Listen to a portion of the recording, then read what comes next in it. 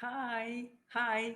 Lepo pozdravljen na mojem že četrtem Facebook liveu na tej Facebook strani Angleščina s Katjo. I hope you are well. Upam, da ste v redu na to lepo sončno nedeljo in hvala še enkrat, da ste se mi pridružili. Zdaj, za tiste, ki me spremljate prvič, tisti sicer, ki me že poznate, torej sem mentorica za angleški jezik. In v bistvu zagovornica tega, da ko se učimo jezika, katerega koli tujega jezika, je v bistvu zelo pomembno, torej, da se ne učimo samo golih besed ali pa recimo slovničnih pravil, ampak da dejansko jezik vidimo kot vrata, ki se odpirajo v nov svet. Ker če pogledamo z druge strani, je jezik neko zelo lepo kreativno orodje, s katerim v bistvu torej kreiramo oziroma govorimo o naših čustvih, o naših strahovih, podamo svoje mnenje in zato v bistvu dejansko res ustvarjamo nek nov svet. In če ga primerjamo z svetom, ki nam je že znan, torej maternim jezikom, je tale nov svet v bistvu svet novih priložnosti, svet, ko razširimo svoja torej, recimo neka znanja, svoje poglede na svet, kjer dejansko se počutimo mora biti bolj svobodni, kajti s tujim jezikom lahko v bistvu dosežemo tudi svoje cilje. Se pravi, lahko gremo na tisto izobraževanje, ki smo ga vedno želeli, ali pa dobimo tisto službo, recimo novo službo, za katero smo, torej, v kateri smo vedno sanjali. In ker je v bistvu torej jezik kreativne narave, kot sem prej že omenila, torej ni nekaj statičnega, plastičnega, recimo hladnega, da bi se jezika samo naučili kot neke hladne informacije in ga potem vedno znova uporabljali na isti način. Jezik je v bistvu živa stvar in kadarkoli pridemo v nove situacije, res je, da morebiti uporabljamo skoraj da vedno ene in iste fraze, vendar za kanček mogoče vedno malce drugače. In ker je torej živ in kreativne narave in ker je res odvisen od tega, kako mi vidimo svet, je torej zelo pomembno tudi, kakšen tip učenca smo oziroma na kakšen način se ga dejansko učimo, že na začetku. In to je tudi današnja tema, torej kakšen tip učenca dejansko sem in kako to vpliva na samo učenje jezika. Prepričana sem, da mora biti, eni ste, eni niste še slišali o tem, da imamo res da različne tipe učencev oziroma različne načine, kako se ljudje učimo, sprejemamo informacije skozi celo življenje. In to je res odločilno tudi pri učenju tujega jezika. Kot sem že prej omenila, je kompleksen, torej sistem je kompleksna recimo stvar in zato je zelo pomembno, torej na kakšen način se ga dejansko lotimo. In v bistvu znotraj tega bom dodala še to, da mogoče oziroma ni talent tisti, ki dejansko loči učence mogoče ali pa nas od tega, kdo ve, kdo ne ve jezik, ampak res, da mora biti res ta samo pristop, torej način, kako se ga lotimo oziroma ga sprejemamo. Okej, zdaj, preden gremo še v globine te teme, bi vse tiste, ki me spremljate v živo, rada pozdravila. Spodaj v komentar me prosim pozdravite nazaj, da bom vedela, da ste z mano.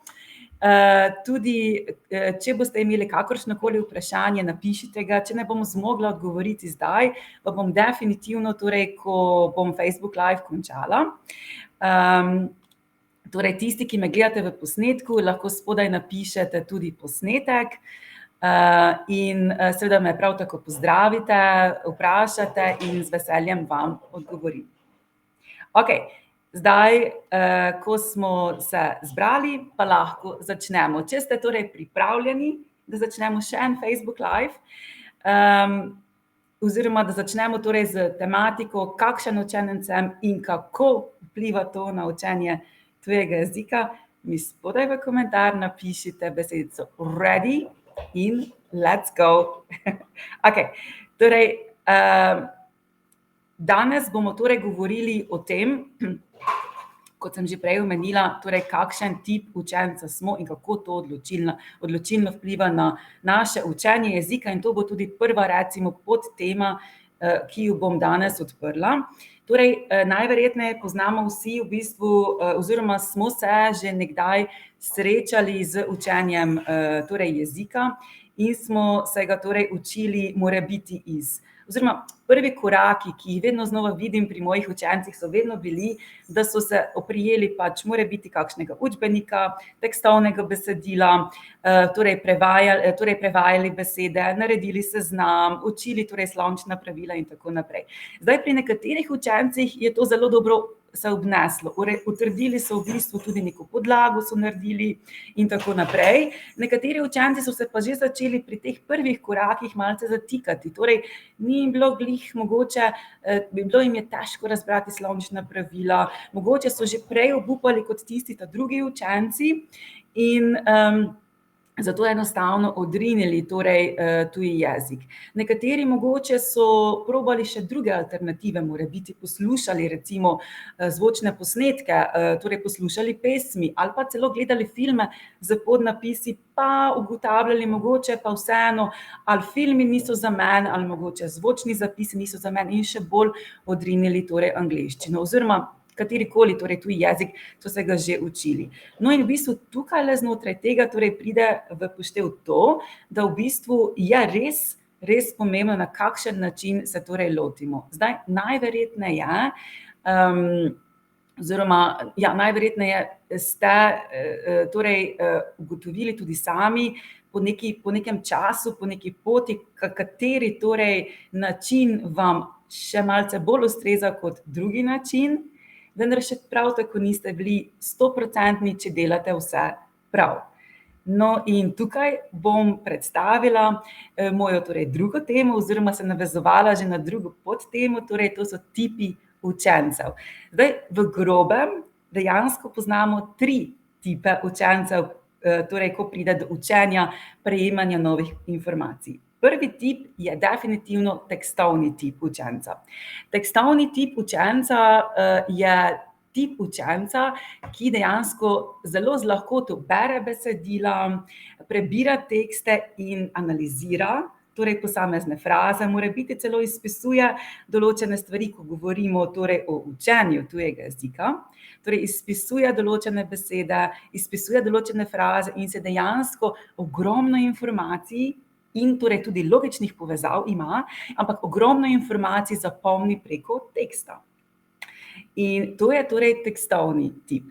Potem naprej imamo vizualni tip. Vizualni tip učenca je tip učenca v bistvu, ki dejansko torej sprejema vse informacije oziroma torej vse informacije preko torej tega, kar vidi okrog sebe. To je preko slik, recimo filmov in tako naprej.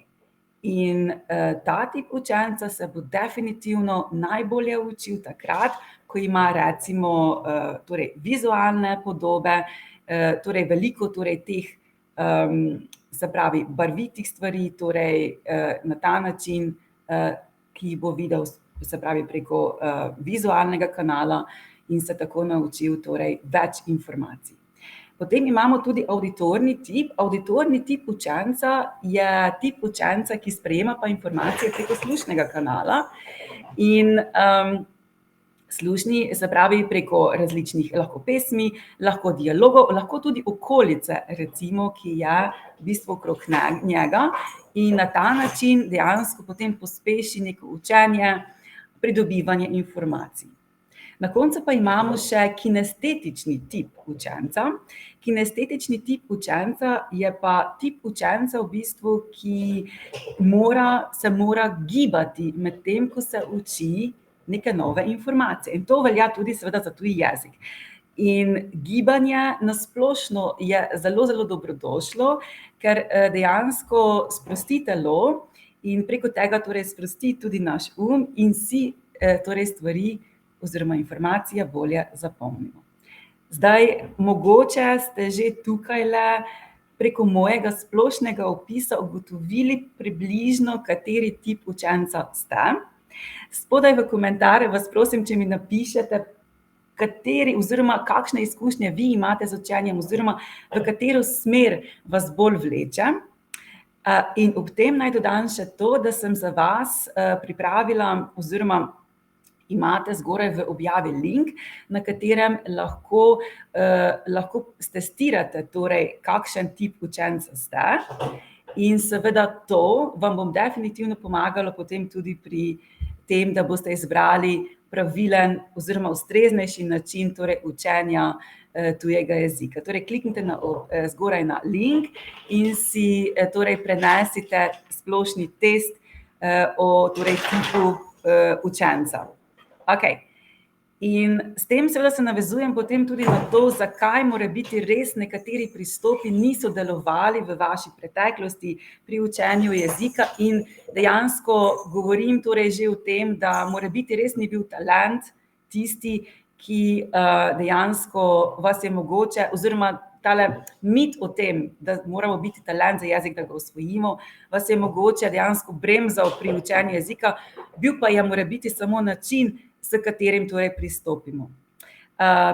Pri tem bi lahko mogoče še omenila to, da vsi nismo izrezljani torej tipi učenca, torej morebiti ste mešani tip učenca, zato je recimo pri učenju tujega jezika nasploh zelo pomembno, da se učimo recimo oziroma sprejemamo jezik na vse omenjene kanale, se pravi preko tekstov, preko vizualnega, avditornega kanala in pa seveda tudi preko kinestetike, se pravi, se gibamo.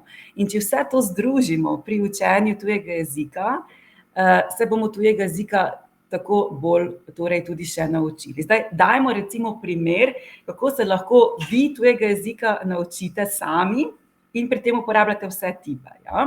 Recimo, lahko angleščino, torej recimo, da gledate film, in berete hkrati tudi recimo podnapise ali pa gledate samo film in prebirate kakšne angleške tekste, poslušate angleške vsebine in to je zelo dobro, če še delate zraven tega, ko se gibate. Recimo, dajte si torej recimo kakšne zvočne posnetke v slušalke, pojdite na sprehod ali teč recimo, ali pospravljati po hiši, torej dajte nekaj gibanja notri, in združite torej učenje z tem.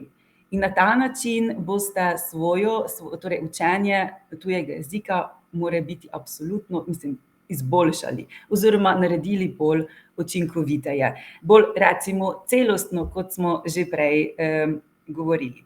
In s tem tudi v bistvu se nekako premikam še na našo zadnjo podtemo oziroma nekako zaključujem že tale Facebook Live. Torej, dejansko res je, da mogoče ta način učenja oziroma tip učenca, če ga ne poznamo, lahko, ne bom rekla, da škodujemo, ampak definitivno zaviramo torej naš učni proces tujega jezika.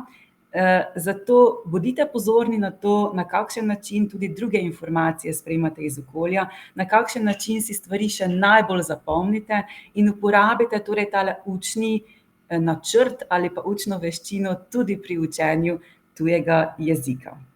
Okej, to je bil danes torej moj Facebook Live za vas. Upam, da vam je bil uporaben in upam, da ste se tudi kaj novega naučili. Želim vam vse dobro in se vidimo prav kmalu. Bye, bye!